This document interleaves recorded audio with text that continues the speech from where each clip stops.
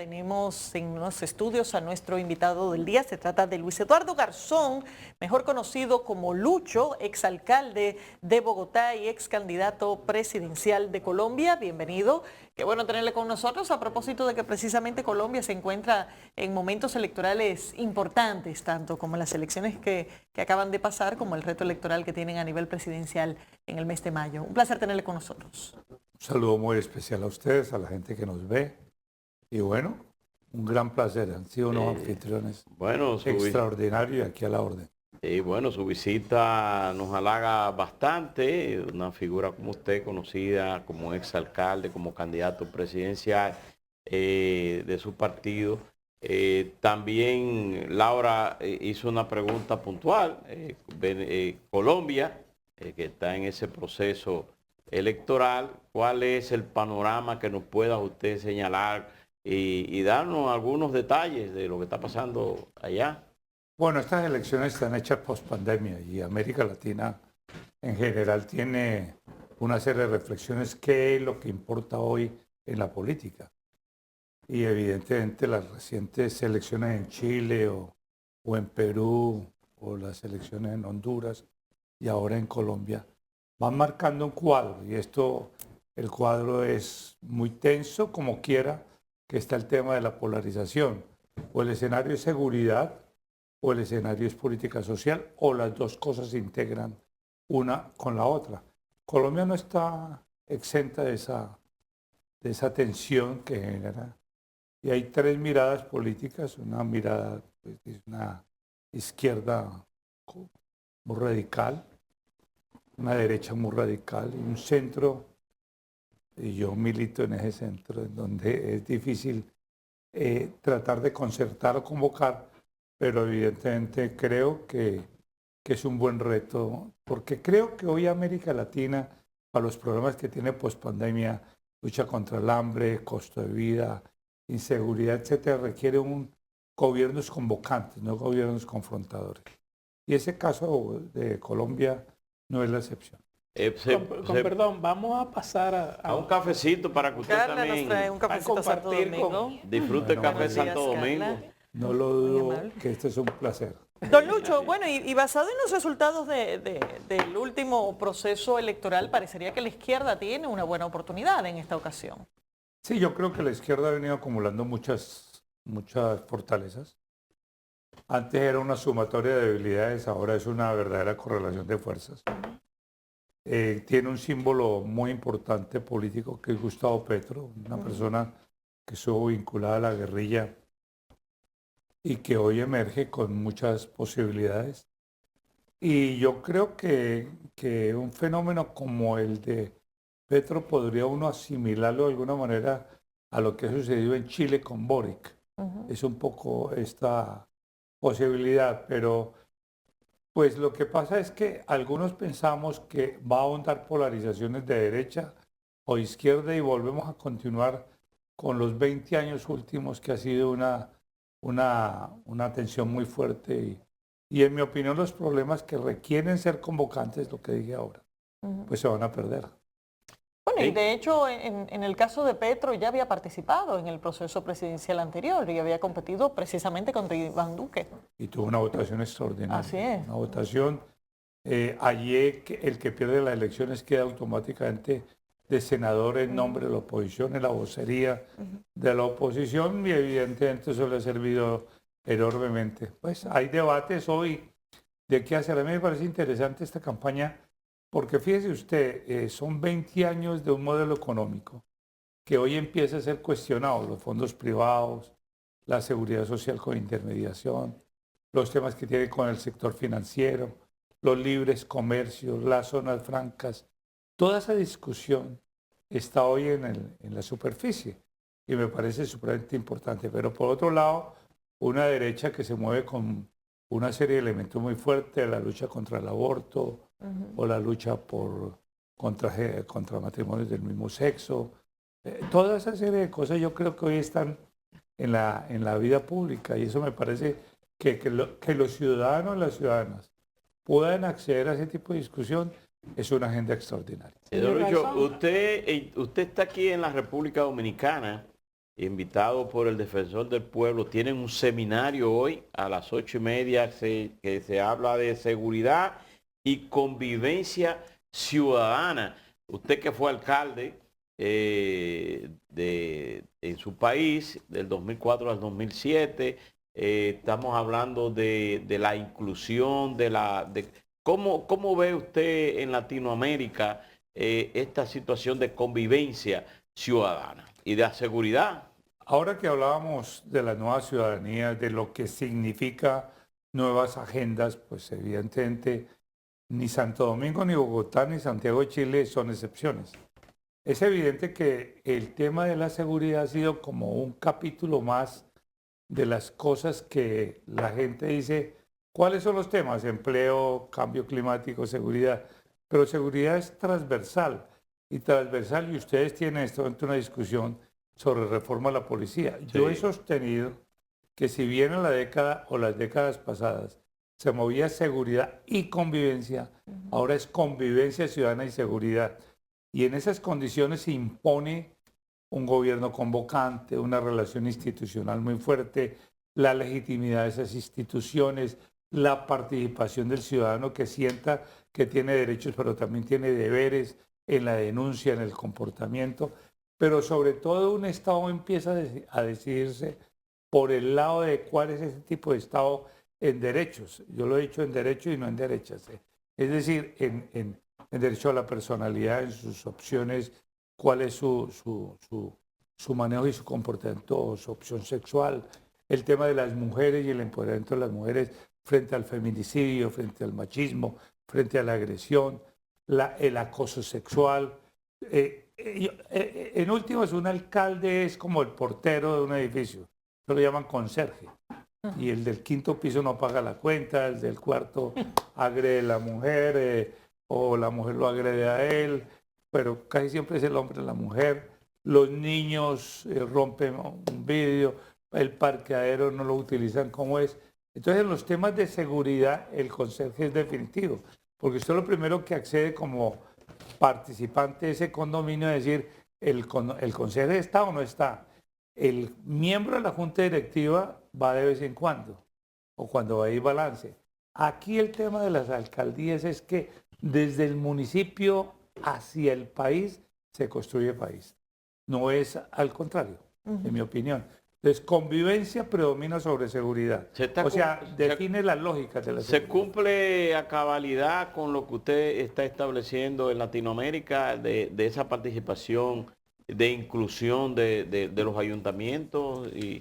Yo sostengo de que hay una gran crisis de participación. Primero porque lo que llaman sociedad civil es un espejo roto, absolutamente fragmentado. Es decir, llaman sociedad civil y son muchas organizaciones que parece que hubiese una explosión de democracia, pero al contrario, lo que genera es que hay falta de representación. Los sindicatos no tienen el mismo fuego que tuvieron en algún momento, o la representación de la llamada sociedad civil, pues la homogeneización del mundo de la vida pública y la interlocución. Entonces, ¿qué se vuelve? Muy institucional la seguridad, muy usted cúmplame, usted hágame, usted póngame, y el ciudadano tiene responsabilidades. Por eso el Código de Ciudadanía, el Código de Convivencia es más importante, en mi opinión, que los códigos de seguridad, porque obliga, genera derechos, pero genera deberes. El deber desde una contaminación auditiva, el claxon o cuando en el carro, en un atasco, trancón, como lo llaman ustedes, ya está generando un derecho de ir menos estresado. Pero también todo lo que significa la seguridad en materia de denuncia. En América Latina apuestan mucho a denunciar si yo le pago. Y eso hacen los estados. Y yo digo, no, uno no tiene que hacer eso. Es un deber ciudadano y proteger esa denuncia. Porque una de las cosas que más afecta es el no sentir que la gente apuesta a un escenario de contribución. Y por eso la participación es muy reducida, en mi opinión. Usted que ve el panorama, ya las elecciones, se hicieron unas elecciones ahora para escoger los candidatos. Se van a hacer unas elecciones para definir el candidato que va a ser el presidente próximamente.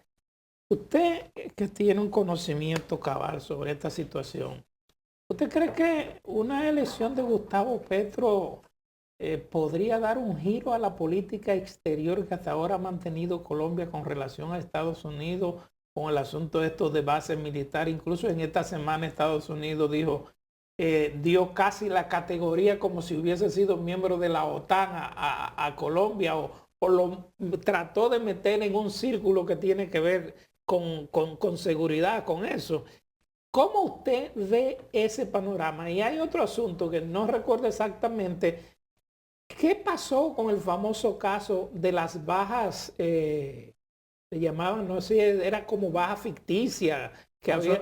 Falsos positivos. Falso positivo, exactamente. Que fue un caso que ha durado bastante en los tribunales. No, la primera respuesta es que sí, radicalmente cambia. Con Gustavo Petro cambia por una razón, porque es que en los gobiernos de derecha el centro de la atención estaba en Venezuela. Es decir, y este gobierno en particular, de Iván Duque, se metió a armar un sindicato para tumbar a Maduro. ¿Armar un sindicato? Un sindicato, me refiero, de países de la OEA. Sí, sí, sí, sí. Y eso en últimas terminó mal, porque al fin y al cabo tenemos una relación de vecinos con Venezuela, independientemente que uno comparta el gobierno de Maduro o no. Yo no lo comparto, pero evidentemente tiene que tener una relación institucional. Y entonces en eso creo que el gobierno perdió mucho tiempo en eso. Y dos, pues esa agenda es Venezuela con relación a Trump. Hoy la relación Venezuela con relación a Biden es absolutamente diferente. Yo veo a Gustavo Petro mucho más cercano a esa segunda agenda. Y tercero, pues evidentemente hay un relacionamiento internacional muy fuerte. Es decir, antes era la socialdemocracia, la democracia cristiana, pero ahora con López Obrador, Boric, en la eventualidad, pues Alberto Fernández en Argentina. Y ahora si llegara Petro, pues evidentemente ese club se modifica, ya no es por la vía de la socialdemocracia. La tensión que se produjo con Duque, pero y el presidente... dígame lo de los falsos positivos. Sí. Los falsos positivos es el reflejo de lo que pasa en Colombia y ojalá no pase por estos lados, es la impunidad. Es decir, utilizar una política de seguridad para enfrentar al enemigo, sumando inocentes para decir que eso hace parte de los logros y el éxito, es terrible. En cualquier lugar del mundo, uno solo. Aquí se ha señalado que son 6.403 los asesinados para tratar de engrosar el número de éxitos o supuestos éxitos. Eso es una cosa de lesa humanidad. Sin embargo, aquí no ha pasado nada. Es un número más, como si fuera una exposición de una placa de un carro. Absurdo, absurdo. Y eso refleja un poco nuestros problemas. La institucionalidad colombiana es muy frágil. Y si no la legitimamos y si no la validamos, pues la gente no cree en eso. Y viene no una democracia representativa, sino una democracia directa. Ese es el riesgo que tiene. Y por eso hay gente que maneja un statu quo con impunidad. Todo es posible. Si usted sabe que no tiene un castigo, una investigación, una responsabilidad y más en los altos mandos, pues evidentemente usted pierde credibilidad en su Estado. ¿Cómo se ve la República Dominicana desde la distancia, usted allá en Colombia, con relación a los casos sometidos aquí de corrupción y la impunidad? ¿Está dentro de los estándares que usted habla? Pues los escándalos siempre son a menudo en todo el mundo y en América Latina peor. Mientras la política sea un negocio y no un servicio, pues evidentemente miraremos quién financia un candidato, quien el candidato gana y a quién le debe su elección. Mientras eso siga siendo así, es inevitable que la política se convierta en un transmisor de corrupción. Es decir, cuando a mí me invitan a este escenario y me invitan a contar la experiencia, uno parte no solamente de la experiencia en la ejecución y en la gestión, sino mirar a los ojos y decirle a la gente, vea, no todos los políticos somos iguales, no todos robamos, no todos agredimos y no todos no cumplimos la tarea. Cuando uno lo invitan es un reconocimiento a la gestión, porque si no, pues no es lo mismo hoy un candidato aspirando, un gobernante diciendo que lo hizo, y otra cosa es cuando usted tiene una experiencia y dice, lo hicimos. Yo realmente creo que hay que volver a recuperar la confianza en la política, y recuperarla es defender la institucionalidad. Yo veo República Dominicana y voy a meterme en camisa de 11 varas, ¿no? Pero yo considero que mi mejor focus group son los taxistas. Yo estoy aquí desde el viernes con mi señora, y en esa discusión los taxistas yo llamo radiobemba en frecuencia lingüilar. Porque los taxistas todos de alguna manera van mostrando cuál es el panorama desde el punto de vista del ciudadano. Y más aquí que todos los ciudadanos son tan políticos. No, y el taxista, no hay político que me diga no. ¿Y cuál es el panorama? Pero hay un elemento que me ha impresionado. Dice, el metro se hizo, es bellísimo, el metro es bellísimo, el teleférico. Hemos hecho estas avenidas. Nos gusta que los políticos hagan eso, así roben, pero que lo hagan. Y de alguna manera van legitimando la corrupción. Había un escritor de ustedes que decía que cuando llegaba a un país, para él enterarse y para saber, él leía todos los periódicos. No uno, sino todo. Y así se daba cuenta. Y yo hago exactamente, era precisamente García Márquez. Lo mismo, pero ese contacto con el ciudadano es fundamental. Yo creo que la gente vende Punta Cana, que es pues maravilloso, pero a mí me impresiona Santo Domingo. El desarrollo de Santo Domingo es impresionante. Sus vías, hay discusiones normales. Hay otro tipo de delito que uno no puede comparar una ciudad como Bogotá, 8 millones de habitantes, con una ciudad de 800.000 habitantes. No, yo creo que hay un momento muy interesante. Cuando hemos planteado, y el defensor del pueblo se ha metido en este problema o en esta iniciativa de colocar la defensoría en temas que toquen la piel de la gente, que toquen la piel, y la seguridad es esa. Usted desde que tiene un hijo y de una le dice, cuidado con salir por donde no es, cuidado con la gente que lo va a abordar, porque es evidente, la seguridad le es inherente a todo ciudadano o ciudadana. Y eso me parece y es interesante, don Lucho, porque precisamente en Colombia, tanto la figura del defensor del pueblo como de la Corte Constitucional han tenido que hacerse cargo de cambios importantes en el sistema. Uno de los más recientes, bastante controversial, con el tema del aborto, pero por ejemplo en materia de salud, incluso en materia de seguridad han tenido un rol importantísimo. ¿Qué deja eso como mensaje respecto a la responsabilidad que la clase política está asumiendo respecto a estos temas, cuando son esos mecanismos los que han tenido que buscar muchas soluciones que la clase política no ha logrado buscar? Uno de los problemas que tiene América Latina, pero en particular Colombia, es cuatrenizar la política. No hay política de Estado. Es política, cada 4 años un nuevo gobernante, un nuevo defensor, y las políticas cambian. Yo hoy soy muy crítico de la defensoría, por eso no tengo ningún problema que el cuerpo diplomático me dijera, usted fue a hablar mal de Colombia, pero la defensoría del pueblo en algunos lados es como la defensoría del consumidor en Cuba. Eso lo he dicho, ¿eso para qué sirve?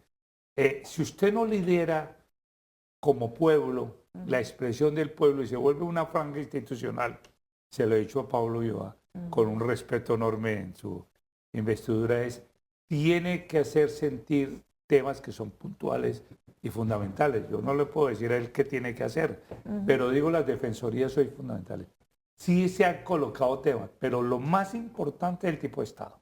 La Constitución del 91, mientras Chile está planteando una nueva Constitución, y la está haciendo, nosotros ya pasamos por una Constitución. Lo que necesitamos a esa constituyente es hacerle una reconstituyente sobre temas que son más actuales. Pero usted tiene una ventaja, que es una constitución de derechos.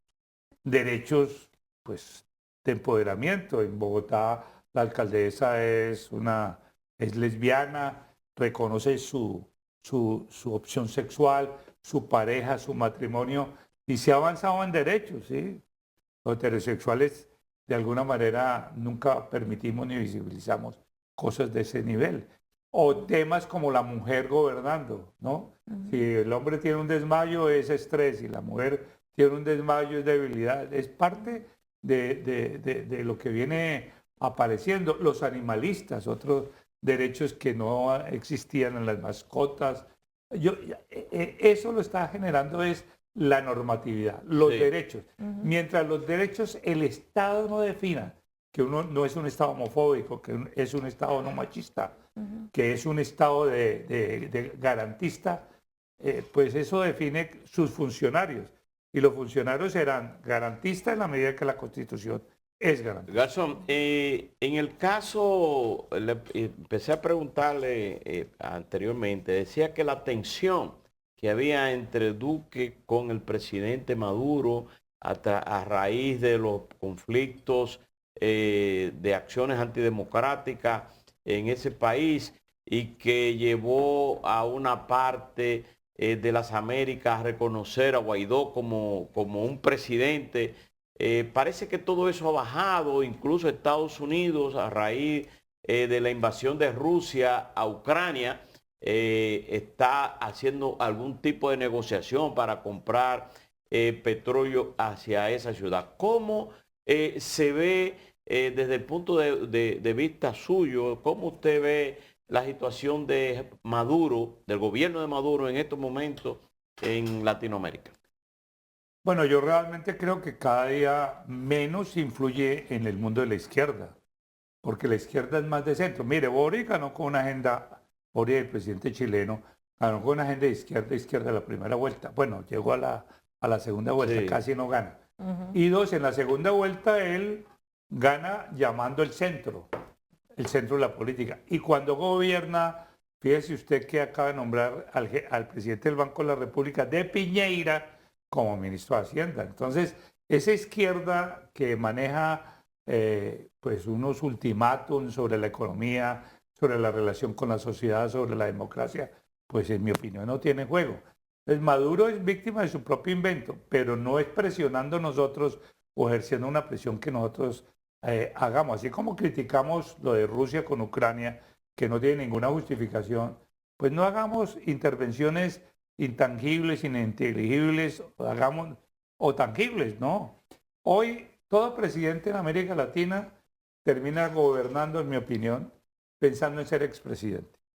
Y sí, porque va a ganar más plata, más la pensión, entonces tiene conferencias y se cotiza, como digo yo en mi argot popular de Lucho, echando carreta en todo lado y vendiendo sus conferencias. Y diciendo lo que hay que hacer cuando no lo hizo. Es más o menos lo que, en mi opinión, sucede.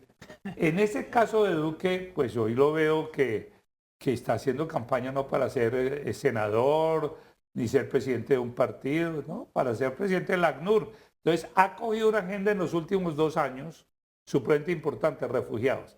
Porque el mundo hoy es el debate de refugiados y seguridad. Es decir, los éxodos para los países del este en Ucrania, o los afganos que los talibanes los excluyen yendo para Europa occidental, o los venezolanos.